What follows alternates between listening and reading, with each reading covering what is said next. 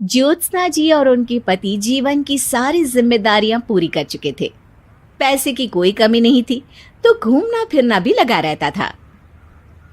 अरे बेटी के घर जाकर तो मजा ही आ गया, लेकिन विदेश से अच्छा तो देश ही लगता है। अब मन को चैन मिला।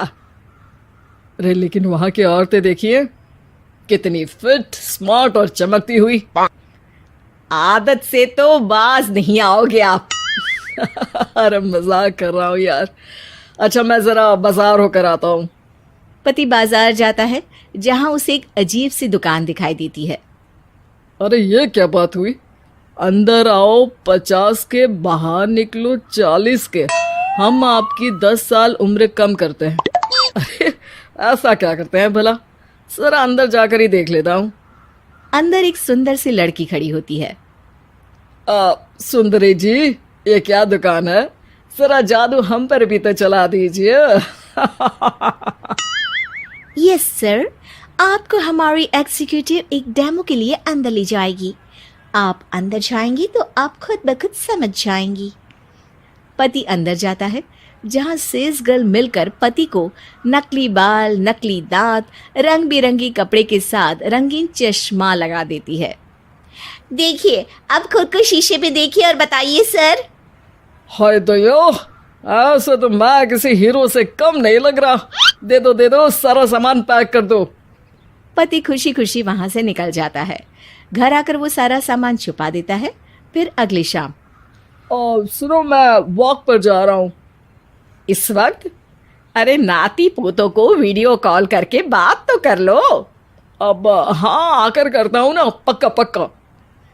पति बाहर जाकर सारा मेकअप करता है और मार्केट में घूमता है, जहां उसे एक स्मार्ट सी महिला दिखती है। क्या आपको मुझसे कोई काम है?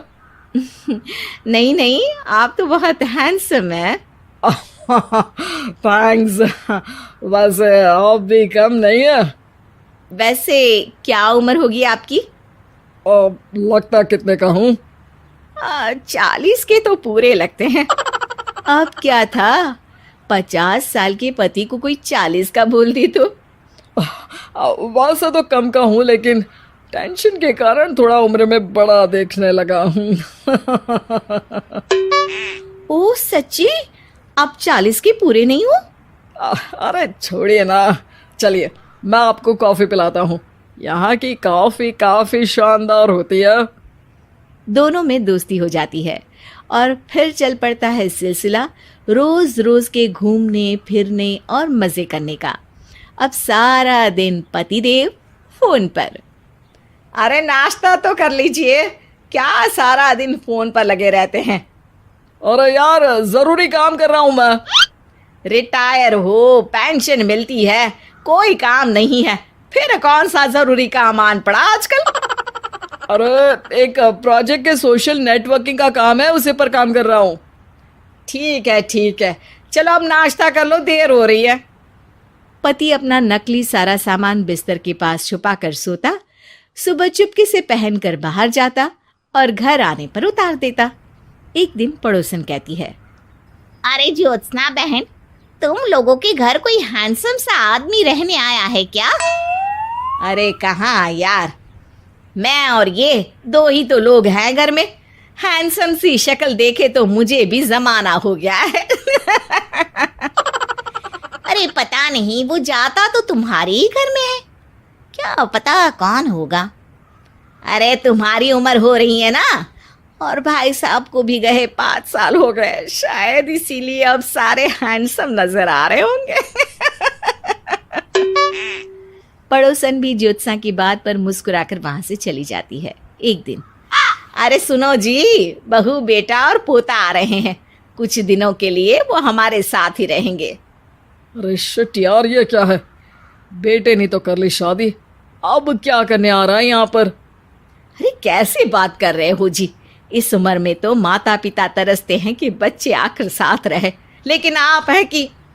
अरे ठीक है ना, लेकिन अब देखो सभी व्यस्त हैं अपनी जिंदगी में। ये लोग आएंगे रहेंगे, कितनी डिस्टर्ब हो जाएगी लाइफ।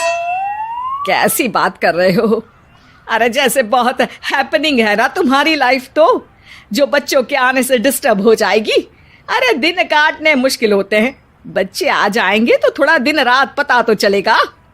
ओफो, ठीक है, लेकिन बोल देना कि ना कोई मेरे कमरे में आए, ना मेरी लाइफ पे दखल दे कि मैं कहाँ जा रहा हूँ, क्या कर रहा हूँ, समझी? खैर, वो दिन भी आ जाता है जब बहू, बेटा और पोता उन लोगों के घर आते हैं। एक दिन, माँ जी, आज मेड नहीं आई है तो मैं आप लोगों के कमरे में झाड़ू लगा देती हूँ। अरे नहीं बहू, वो तेरे पापा को ना पसंद नहीं है कि कोई उनके कमरे में जाए। तू छोड़ ना, मैं खुद ही लगा दूंगी। सास को समझ में नहीं आता कि आखिर उसके पति ने किसी को कमरे में जाने से मना क्यों कर रखा है। खैर, वो साफ सफाई करके बाहर निकल आती है, लेकिन कहते हैं ना, बच्चा तो अबोध होता है, उसे किसी बात का क्या पता।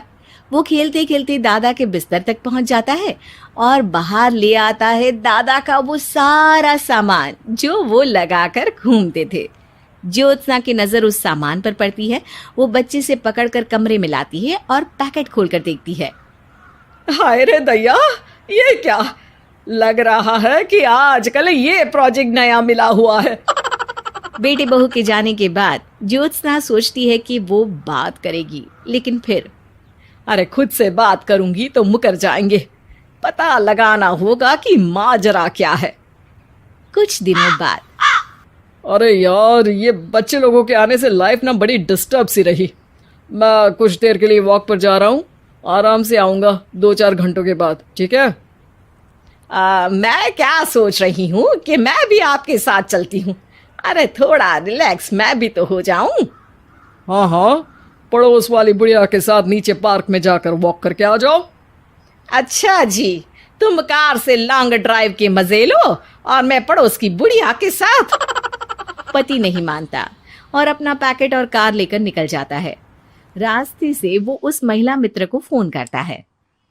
हाय ब्यूटीफुल, मैं कुछ दिनों के लिए आउट ऑफ कंट्री था, आज आ गया तो सोचा तुमसे मिल लूं। हाँ, क्यों नहीं, क्लब में आ जाओ। पति क्लब में पहुंचता है, सारा नकली सामान चिपका भी लेता है, लेकिन उसे पता नहीं होता कि ज्योत्सना ने सबका गोंद निकाल दिया है। ओ बेबी, मैंने आपको बहुत मिस किया। मैंने भी। लेकिन वो जैसे ही हंसता है, उसके नकली बाल गिरकर हाथ में आ जाते हैं, जिससे उसका सर गंजा दिखता है। ओ ये क्या? तभी उसका दांत भी हाथ में आ जाता है और ज्योत्सना के पति का सारा बुढ़ापा उसकी दोस्त के सामने आ जाता है। हे भगवान, अंकल जी कौन है आप? क्या ऐसी बात कर रही हो अंकल? मैं तो तुम्हारा दोस्त हूँ। अरे पर हो तो अंकल ही ना। नकली दांत, नकली बाल और क्या क्या नकली है। पति को गुस्सा आ जाता है। वो महिला के बाल पकड़कर खींचता है, जिसके बाद उसका बाल भी उसके हाथ में आ जाता है और महिला के सारे पके बाल सामने आ जाते हैं। ओह, तो तुम भी उसी दुकान से हो? जाओ 50 की निकलो 40 के। हाँ, बढ़िया आई मुझे अंकल कहने वाली। लेकिन ये समझ में नहीं आ रहा कि मेरे बाल और दांत बाहर कैसे आ गए। तभी वहां ज्योत्सना आ जाती है। जी, मेरी वजह से। चलिए इन आंटी जी को नमस्ते कहिए, फिर घर चलते हैं और वहां मैं बनाऊंगी आपको 40 का।